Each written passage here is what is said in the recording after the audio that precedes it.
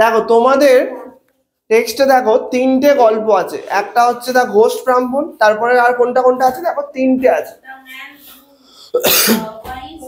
Wish to be perfect আর একটা ঘোস্টলি wife. এই তিনটেই এই ফোক টেলস অফ বেঙ্গলের মধ্যে পড়ছে, ঠিক আছে। ফোক টেলস অফ বেঙ্গলের টোটাল 22খানা গল্প আছে, তার মধ্যে ওই তিনটে তোমাদের সিলেবাসে দিয়েছে, ঠিক আছে। এইবার এই যে ফোক টেলস অফ বেঙ্গল, এটা ফার্স্ট পাবলিশড হয়েছিল 1883-তে, ঠিক আছে। এটা সম্পর্কে আগে বলবো, তার আগে ফোক টেলস অফ বেঙ্গলটা কে লিখেছে, কে লিখেছে এখানে লিখেছি আমি, লাল বিহারী দে, ঠিক আছে। তো লাল বিহারী দে সম্পর্কে আমরা একটু জেনে নিই, তবে আমরা ফোক টেলস অফ বেঙ্গলটা একটু বুঝতে পারবো। আচ্ছা, ফোক টেলস মানে কি আগে তোমরা বলো। লোককথা বা লোকগল্প। লোকগল্প জিনিসটা কি? লোকের মুখে মুখে যেগুলো প্রচারিত হয়ে থাকে, হ্যাঁ বলো। মানে ও যেটা বললো যে মুখে মুখে যে গল্পগুলো মানুষের মধ্যে ছড়া, যেমন আমরা তো শুনেছি ঠাকুমার ঝুলি, যেমন ঠাকুমার ঝুলি একটা লোকগীত গল্প আর কি।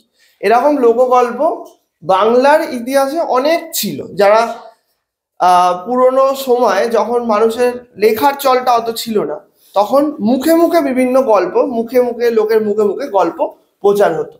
সেই ট্রেনটাকেই লাল বিহারী দে তুলে এনেছিলেন, মানে আমাদের এতে, যাতে উনি একটা রিটেন ফরম্যাটে এনেছেন, যাতে সব মানুষের কাছে সেটা পৌঁছতে পারে। মুখে মুখে সবার মুখে যাবে না, সবার কাছে যাবে না, সেই জন্য উনি রিটেন ফরম্যাটে সুন্দর করে নিজের সুন্দর ভাষায় লিখেছিলেন, ঠিক আছে। এইবার তার জন্ম কত সালে? 1824 সালে 8ই ডিসেম্বর, বর্ধমানে, ঠিক আছে। তিনি একজন ছিলেন বেঙ্গলি সুবর্ণ বণিক, মানে একটা সুবর্ণ বণিক সম্প্রদায়ের মানুষ ছিলেন, ঠিক আছে। তার যে প্রাইমারি এডুকেশন, তিনি যেখানে থাকতেন, মানে বর্ধমান জেলার অন্তর্গত যেখানে থাকতেন, সেখানেই তার প্রাইমারি এডুকেশন, ঠিক আছে। এরপরে তিনি তার পিতার সাথে ক্যালকাটায় চলে গিয়েছিলেন, এবং ক্যালকাটায় গিয়ে তাকে তার পিতা মানে ভর্তি করিয়ে দিয়েছিল আলেকজান্ডার ডাবসের ইনস্টিটিউশন, ঠিক আছে। সেখানে তিনি ভর্তি হয়েছিলেন পড়াশোনার জন্য, হায়ার এডুকেশনের জন্য তিনি সেখানে ভর্তি হয়েছিলেন। এবং 1843 সালে, তার মানে কত বছর বয়স? 24 সাল থেকে 43 অব্দি 17 বছর বয়সে, 17 বছর বয়সে সে ব্যাপটাইজড হয়েছিল। ব্যাপটাইজড হয়েছিল মানে কি? মানে সে ক্রিশ্চিয়ানাইজড হয়েছিল, তাকে ক্রিশ্চিয়ানিটি তিনি নিয়েছিলেন, ঠিক আছে। তারপরে সেখান থেকে তিনি এই তার যে আলেকজান্ডার ডাবসের যে ইনস্টিটিউশন, সেখান থেকে তিনি শিক্ষা পান, এবং শিক্ষা পাওয়ার পর তার এডুকেশনটা এতটাই ভালো হয়, এবং তার একটা লেখা এসের জন্য, যার নাম হচ্ছে ফলসিটি অফ দ্য হিন্দু রিলিজিয়ান, এইটার জন্য তিনি প্রাইজ পেয়েছিলেন, ঠিক আছে। এইগুলো কিন্তু ইম্পর্টেন্ট পয়েন্ট, এগুলোর উপর প্রশ্ন আসতে পারে, ঠিক আছে। তার লেখা তিনটে বিখ্যাত গ্রন্থ হলো বেঙ্গল প্রেজেন্ট লাইফ, গোবিন্দ সামন্ত এবং ফোক টেলস অফ বেঙ্গল। সেই ফোক টেলস অফ বেঙ্গলটাই আমরা পড়ছি, যার তিনটে গল্প আমাদের সিলেবাসে আছে, ঠিক আছে, বোঝা গেল।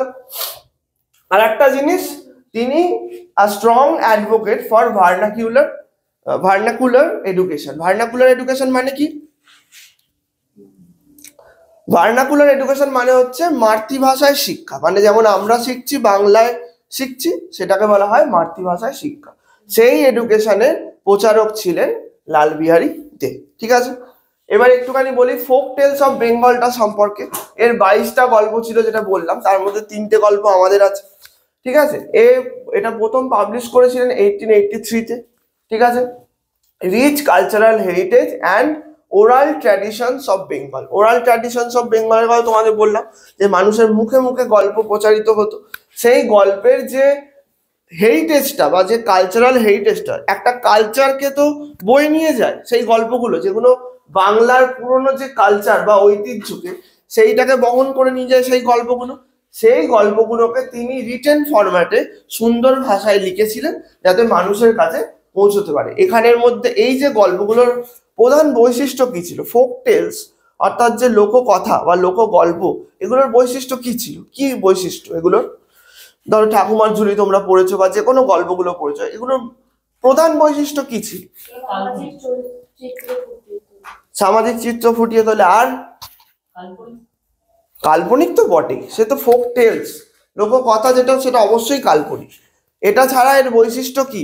এর মধ্যে একটা মোরাল থাকে। হ্যাঁ, এক্স্যাক্টলি, এটার মধ্যে একটা মরাল লেসন থাকে সবসময়। এই গল্পের মধ্যে এমন একটা টিচিং আমাদের দেয় যেটা আমাদের লাইফের যে ভ্যালু সিস্টেমকে টার্গেট করে, ডাইরেক্ট ভ্যালু সিস্টেমের ওপর এবং মরালসের ওপর এই গল্পগুলো ভিত্তি করে তৈরি হয়েছে। ঠিক আছে, বোঝা গেল? এই ছিল আমাদের ফোক টেলস অফ বেঙ্গল আর লাল বিহারীদের সম্পর্কে কিছু কথা। এবার আমরা টেক্সটটা শুরু করব। দ্য ঘোস্ট ব্রাহ্মণ। Once on a time there lived a poor Brahman who, not being a Kulin, found it the hardest thing in the world to get married. এক সময় সেখানে একজন গরিব ব্রাহ্মণ বাস করত, যে কুলীন না হয়। আচ্ছা, কুলীন না হয়, কুলীন অর্থে কি বলতে চাইছে? কুলীন একটা ব্রাহ্মণদের শ্রেণী। কুলীন ব্রাহ্মণরা উচ্চ স্তরে হয়, উচ্চ বংশজাত। ঠিক আছে, সেই উচ্চ বংশজাত না হওয়ায় found it the hardest thing in the world to get married. বলছে তার কাছে সবচেয়ে কঠিন ব্যাপার হয়েছিল বিয়ে করা। He went to rich people and begged of them to give him money that he might marry a wife. বলছে সে জনে জনে গিয়ে সেই ধনী সম্প্রদায়ের মানুষদের কাছে যেত এবং তাদের কাছে প্রার্থনা করতো যাতে তাকে টাকা দেয় যাতে সে বিয়ে করতে পারে। And a large sum of money was needed, এবং অনেক টাকার দরকার ছিল। Not so much for the expenses of the wedding, মানে বিয়ের খরচের জন্য বেশি টাকা নয়, as for giving to the parents of the bride. বলছে ওই যে স্ত্রী যে বিয়ে করবে তাকে দেওয়ার জন্য তার টাকাটা লাগবে। দেখো এখানের মধ্যে একটা জিনিস তোমাদের অড লাগছে না, যে যে স্ত্রী তাকে গিয়ে টাকাটা দেবে। আমরা জানি পণ প্রথা যেটা আমাদের আছে সেখানে ছেলেদের টাকা দেয় মেয়ের পরিবার থেকে, কিন্তু এখানে বলছে যে মেয়ের পরিবারকে টাকা দিতে হবে। কেন বলছে এটা? কুলীন নয়, তার বিয়ে হচ্ছিল না, ফলে কারোর সাথে বিয়ে করার জন্য উল্টো দিকে তাকে টাকা দিয়ে দেওয়ার কথা। ঠিক আছে, he begged from door to door, flattered many rich folk, and at last succeeded in scraping together the sum needed. বলছে সে দৌড়ে দৌড়ে গিয়ে ভিক্ষা করছিল এবং সমস্ত ধনী সম্প্রদায়ের মানুষদের তোষামত করে চলছিল এবং জড়ো মানে ওই যে টাকাটা যেটা দরকার ছিল সেটা জড়ো করতে সে সফল হয়েছিল। তাহলে কাদের থেকে টাকাটা চেয়ে নিয়েছিল? ওই ধনী লোকদের থেকে। The wedding took place in due time and he brought home his wife to his mother. বলছে বিয়েটা ঠিক সময় হয়েছিল এবং সে তার স্ত্রীকে নিয়ে তার মায়ের কাছে এসেছিল। After a short time he said to his mother. বলছে কিছুদিন পরেই তার মাকে সে বলল, mother, I have no means to support you and my wife. বলছে আচ্ছা এখানে মিনস মানে কি? বলছে I have no means to support my wife and you, মানে মাদারের কথা বলছে। তাহলে এখানে মিনস অর্থে কি বলতে চাইছে? না, একটাই তো সমস্যা তার জীবনে। কি সমস্যা? টাকা। টাকা এখানে মিনস অর্থে ইনকামের কথা বলতে চাইছে। বলছে আমার কোনো ইনকাম নেই যাতে আমি তোমাকে এবং আমার স্ত্রীকে মানে খাওয়াতে পড়াতে পারবো। ঠিক আছে, I must therefore go to distant countries to get money somehow or other. বলছে আমাকে কোনো রকমে দূরে গিয়ে হলেও, দূরে কোনো দেশে গিয়ে আমাকে টাকা আনতে হবে। I may be away for years, for I won't return till I get a good sum. বলছে আমি যতক্ষণ না অনেক টাকা জড়ো করতে পারছি বা অনেক টাকা ইনকাম করতে পারছি ততক্ষণ আমি বাইরেই থাকবো, আমি তোমাদের কাছে আসবো না। I will give you what I have. You make the best of it and take care of my wife. বলছে আমার কাছে যে টাকাটা আছে সেটা আমি তোমাকে দিয়ে দেবো, সেইটা তুমি নিজের জন্য এবং আমার স্ত্রীর দেখভাল করার জন্য সেই টাকাটা রাখবে। The Brahman receiving his mother's blessing set out on his travels. বলছে ব্রাহ্মণ তার মায়ের আশীর্বাদ নিয়ে সে চলে গেল তার কাজে। In the evening of that very day, a ghost, assuming the exact appearance of the Brahman, came into the house. বলছে সেই দিনই সন্ধ্যেতে একটা ঘোস্ট মানে একটা ভূত তার মতো ছদ্মবেশ ধরে মানে তার মতো একদম একদম হুবহু তার মতোই দেখতে সে এসেছিল তার বাড়িতে ঢুকেছিল। The newly married woman, thinking it was her husband, said to him, "How is it that you have returned so soon?" বলছে এই নতুন বিবাহিত মহিলা মানে যে তার স্ত্রী সে বলল যে তুমি এত তাড়াতাড়ি কি করে চলে এলে। You said you might be away for years, বলছে তুমি তো বলেছিলে তুমি অনেক বছর বাইরে থাকবে। Why have you changed your mind? বলছে তুমি তোমার মন কি করে পরিবর্তন করে নিলে। The ghost said, "Today is not a lucky day. I have therefore returned home." বলছে আজকের দিনটা লাকি দিন নয়, সেই জন্য আমি বাড়ি ফিরে চলে এসেছি। Besides, I have already got some money. এছাড়াও আমার কাছে কিছু টাকা জড়ো হয়েছে। The mother did not doubt, but it was her son. এমনকি মাও সন্দেহ করলো না যে এটা তার ছেলে নয়। So the ghost lived in the house as if he was its owner. সেই জন্য ওই ভূতটা ওখানে এমনভাবেই বাস করতে শুরু করলো যেন সেই বাড়ির মালিক সেই। And the Brahman, and as if he was the son of the old woman and the husband of the young woman. বলছে এমনভাবে বাস করতে লাগলো যেন সে সেই বৃদ্ধ মহিলার ছেলে ছিল এবং সেই স্ত্রীর তার হাজবেন্ড হিসাবে বাস করতে লাগলো। As the ghost and the Brahman were exactly like each other in everything, like two peas, the people in the neighborhood all thought that the ghost was the real Brahman. বলছে ও সেখানকার যে লোকজনেরা যারা ওই প্রতিবেশী ছিল তারাও সবাই ভাবলো যে সেই ছিল সেই রিয়েল ব্রাহ্মণ। কেন? তারা ছিল যেন দুটো কড়াইশুঁটি পাশে রেখে দিলে যেমন হয় সেই রকম যেন একই রকম হুবহু অবিকল একই রকম দেখতে। এটা একটা idiom, two peas in a pod, মানে লুক অ্যালাইককে বলা হয়, একই রকম দেখতে কে বলা হয় টু পিস ইন এ পড। ঠিক আছে, লিখে নেবে এটা। তারপর দেখো, after some years the Brahman returned from his travels, and what was his surprise when he found another like him in the house. বলছে যখন ওই সত্যি যে ব্রাহ্মণটা সে ফিরে এলো, সে এসে বাড়িতে এসে সারপ্রাইজড হয়ে দেখলো যে তার মতো হুবহু দেখতে একজন বাড়িতে রয়েছে। The ghost said to the Brahman, "Who are you? What business have you to come to my house?" বলছে তুমি কে বা তোমার কি কাজ আমার বাড়িতে আসার। Who am I? replied the Brahman. ব্রাহ্মণ বলল আমি কে, আমি কে? Let me ask who you are. আমার তোমাকে জিজ্ঞাসা করা উচিত যে তুমি কে। This is my house, this is my mother, and this is my wife. বলছে এটাই আমার বাড়ি, এটাই আমার স্বামী, এটাই আমার মানে ওয়াইফ এবং এটাই আমার মা। আচ্ছা, তারপর দেখো হাসার মতো কি হলো। The ghost said, "Why herein is a strange thing. Everyone knows that this is my house, that is my wife, and yonder is my mother." বলছে ঘোস্ট এবার বলল যে এখানে কোনো স্ট্রেঞ্জ থিং কি আছে, এটাই তো আমার বাড়ি এবং এটাই আমার ওয়াইফ এবং ওটাই আমার মাদার। ইয়ন্ডার মানে ওইটাই বা ওদিকে, এটাকে বলা হয় ইয়ন্ডার। ঠিক আছে, and I have lived here for many years, এবং আমি অনেক বছর ধরে এইখানেই রয়েছি। and you pretend this is your house, এবং তুমি এমন ভান করছো যেন তো এটা তোমার বাড়ি। এটা কে বলছে? ওই ঘোষটা, অরিজিনাল এটা ব্রাহ্মণটা। and that woman is your wife. your head must have got turned. ব্রাহ্মণ বলছে তোমার মাথা মনে হয় ঘুরে গেছে। ব্রাহ্মণ, so saying the ghost drove away the Brahman from his house. বলছে এইটা বলে সে ওই অরিজিনাল ব্রাহ্মণকে বাড়ি থেকে তাড়িয়ে দিল। The Brahman became mute with wonder.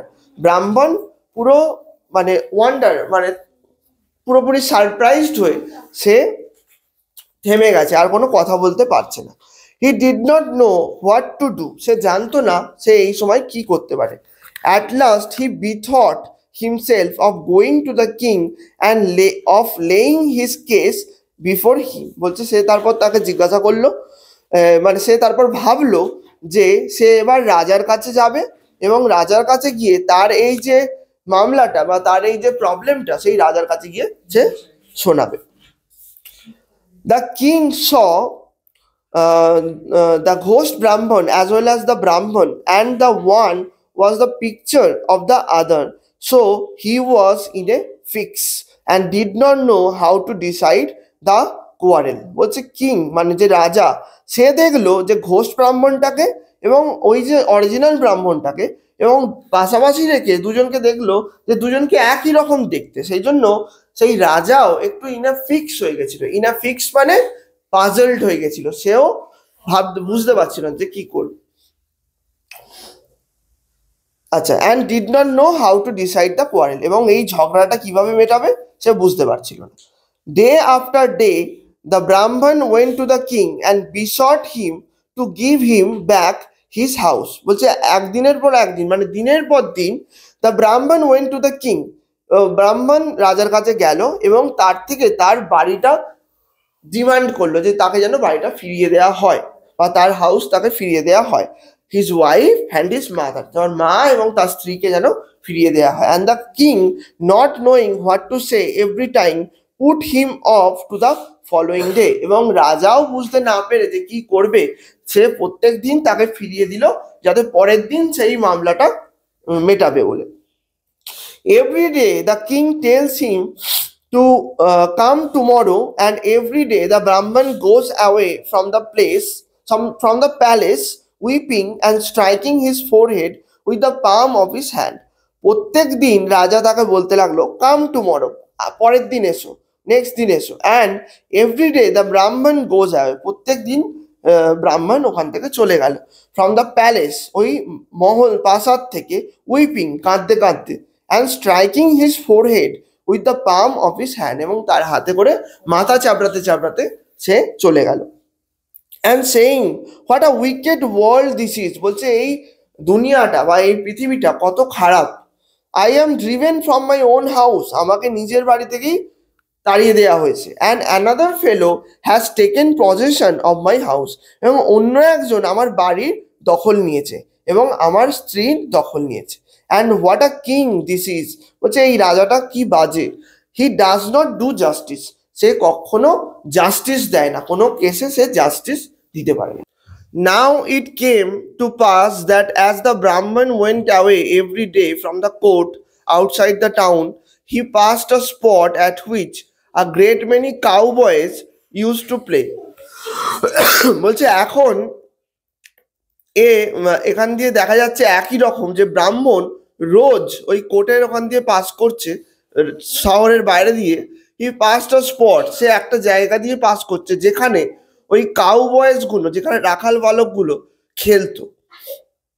They let the cows graze on the meadow, তারা দেখলো they let the cows graze on the meadow, মানে তারা ওই গরুগুলোকে ওই তৃণভূমিতে চড়তে দিয়ে তারা খেলতো।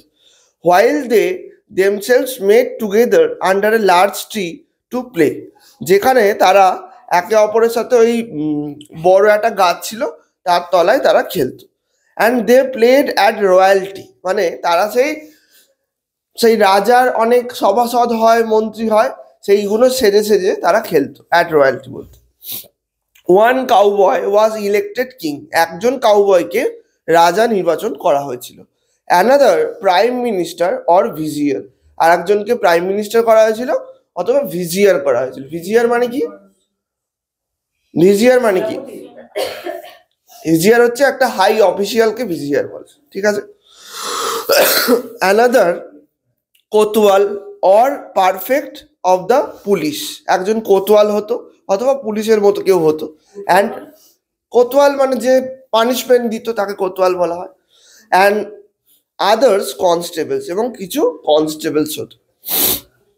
Every day for several days together they saw the Brahmin passing by weeping, তারা প্রত্যেক দিন অনেক দিন ধরে তারা দেখতো ওই ব্রাহ্মণকে কাঁদতে কাঁদতে যেতে।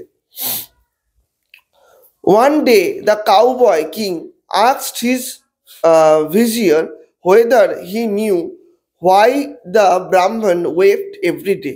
একদিন ওই কাউবয় কিং মানে রাজার যে রাখাল বয় যে কিং ছিল, সে ভিজিয়ারকে জিজ্ঞাসা করলো যে কেন ব্রাহ্মণ প্রত্যেক দিন কাঁদতে কাঁদতে যায়।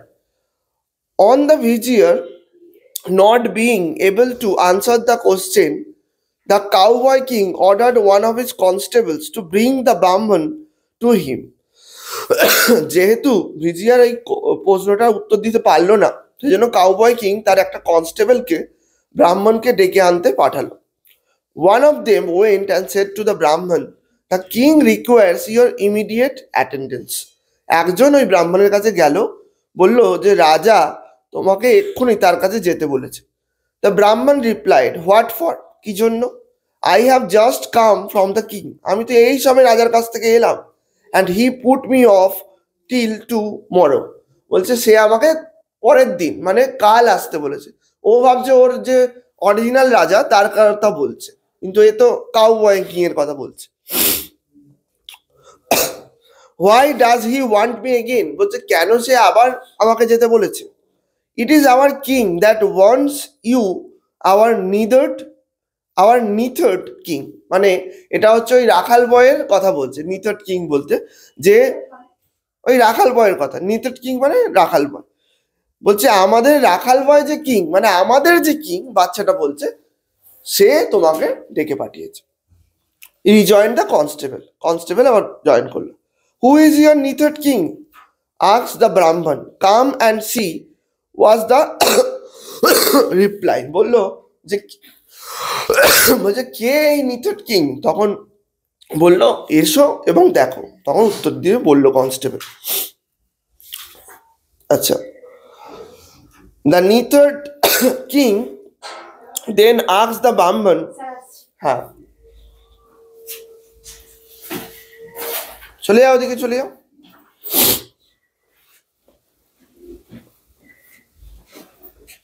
The neatherd king then asked the Brahman why he every day went away weeping. তখন সেই কিং তাকে জিজ্ঞাসা করলো যে সে প্রত্যেক দিন কাঁদতে কাঁদতে কেন ওই খাত দিয়ে যায়। The Brahmin then told him his sad story. তখন ব্রাহ্মণ তাকে তার দুঃখের মানে ঘটনাটা বলল। The neatherd king after hearing the whole said, I understand your case. আমি তোমার ব্যাপারটা বুঝেছি। I will give you again all your rights. আমি তোমাকে তোমার সমস্ত অধিকার ফিরিয়ে দেব। Only go to the king and ask his permission for me to decide your case. তুমি শুধু রাজার কাছে যাও এবং তার থেকে পারমিশন নিয়ে এসো যে আমি যেন সলভ করতে পারি। ও তো অরিজিনাল রাজা নয়, সেই জন্য রাজার থেকে পারমিশনটা নিতে হবে। রাজার কাছেও যাবে। The Brahman went back to the king of the country and begged his majesty to send his case to the neatherd king. তখন ব্রাহ্মণ ওই রাজার কাছে গেল, গিয়ে তার থেকে পারমিশন চাইলো যে neatherd king যাতে তার কেসটা সলভ করে, who had offered to decide it. The king whom the case had greatly puzzled, বলছে কিং এর কাছে, যার কাছে এই পুরো কেসটা অত্যন্তভাবে পাজলড হয়েছিল যে কি হয়েছে সে তো বুঝতে পারছিল না, সে বলল granted the permission. Say permission দিয়ে দিল শর্ট, মানে যেটা চাওয়া হয়েছিল। The following morning was fixed for the trial. Next morning ওই ট্রায়ালের জন্য ডেট ঠিক করা হলো। ট্রায়াল মানে কি? ওই বিচার। বিচার, হ্যাঁ।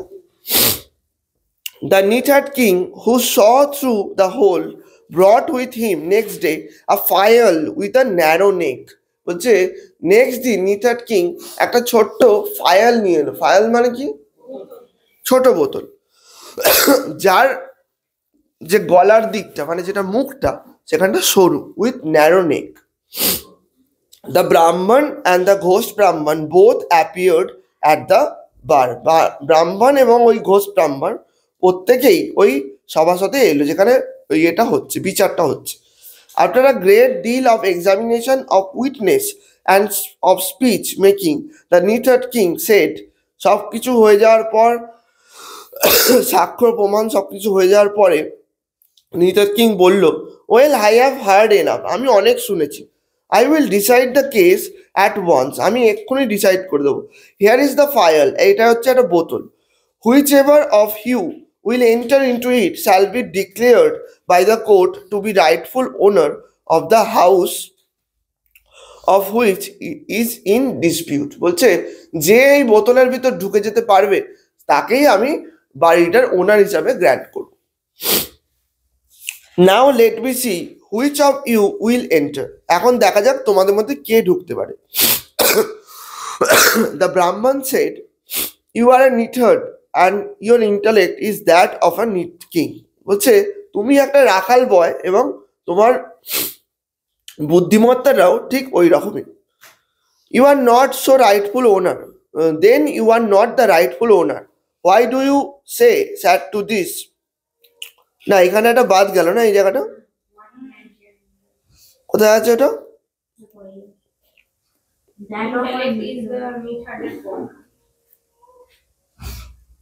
হ্যাঁ, that of a neater. What man can enter into such a small fire? বলছে অত ছোট্ট একটা বোতলের মধ্যে কোনো মানুষ কি ঢুকতে পারে? If you cannot enter, said the neater king, then you are not the rightful owner. Why do you say sad to this? বলছে তুমি যদি এর মধ্যে না ঢুকতে পারো তাহলে তুমি ওনার নয়, তাহলে তুমি সঠিক ওনার নয়। Why do you say sad to this? Turning to the ghost Brahman and addressing him. এবার ঘোষ ব্রাহ্মণের দিকে তাকিয়ে বলল যে তুমি কি বলছো, তুমি কি পারবে এটা করতে? If you can enter into the fire, then the house and wife and mother become yours. যদি তুমি এটার ভেতর ঢুকতে পারো তাহলে সবকিছু তোমার হয়ে যাবে। Of course I can enter, I will enter, said the ghost. বলছে আমি অবশ্যই এন্টার করব। And true to his word, to the wonder of all, he made himself into a small creature like an insect. সে একটা নিজেকে একটা ইনসেক্টের মতো করে ছোট্ট বানিয়ে নিল এবং তারপরে বলছে যে and entered into the fire, এবং ওই বোতলের মধ্যে ঢুকে গেল। The nithard king forth with corked up the fire, ওখানে ছিপি বন্ধ করে দিল। কর্কড আপ মানে ওটাকে ছিপি বন্ধ করে দিল ওই বোতলটাকে। And the ghost could not get out, আর ঘোস্টটা ওর থেকে বেরোতে পারছে না। Then addressing the Brahman, the neatherd king said, throw this fire into the bottom of the sea. বলছে একদম সমুদ্রের মাঝে ওটা ফেলে দাও। and take possession of your house, এবং তোমার বাড়িটার দখল নাও, ওয়াইফ অ্যান্ড মাদার, তোমার মা এবং স্ত্রীর। দ্য ব্রাহ্মণ ডিড সো, ব্রাহ্মণ তাই করলো। And lived happily for many years, এবং তারপর অনেক বছর সুখে স্বাচ্ছন্দ্যে জীবনযাপন করলো। অ্যান্ড বিগ্যাট সন্স অ্যান্ড ডটার্স, এবং তার ছেলে মেয়ে হল। ঠিক আছে, কমপ্লিট।